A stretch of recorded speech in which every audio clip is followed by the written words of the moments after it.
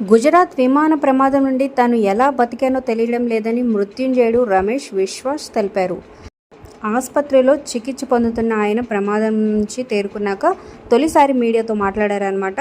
Takeoff అయిన 30 సెకన్ల తర్వాత విమానం పెద్ద శబ్దంతో కూలిపోయిందని, నేను స్పృహలోకి వచ్చేసరికి చుట్టూ మృతదేహాలున్నాయి, విమానం ముక్కలుగా చెల్లాచెదురుగా పడ్డాయి, ఎవరో నన్ను అంబులెన్స్లో ఎక్కించారు, నా సోదరుడు కూడా విమానంలో ప్రయాణిస్తున్నాడని చెప్పారు.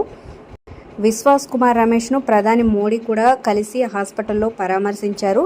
సో ఎలా జరిగింది ఏంటని ఆరా కూడా తీశారనమాట.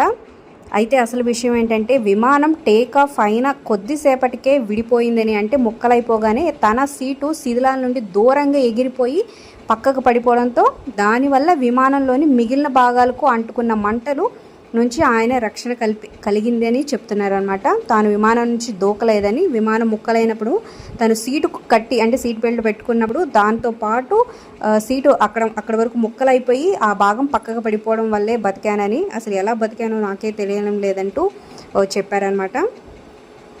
సో ఎలాగైనా మృత్యుంజయుడనే చెప్పచ్చు. అలాగే మృతుల కుటుంబాలకు ₹1 కోటి పరిహారం కూడా ప్రకటించిందనమాట.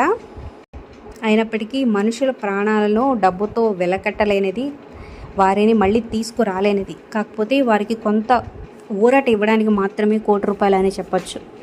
మరి దీనిపై మీ అభిప్రాయాలు కింద కామెంట్స్ రూపంలో తప్పకుండా తెలియచేయండి. ఒక లైక్ చేసి వీడియో షేర్ చేయడం మర్చిపోదు. మరిన్ని అప్డేట్స్ కోసం సబ్స్క్రైబ్ చేసుకోండి.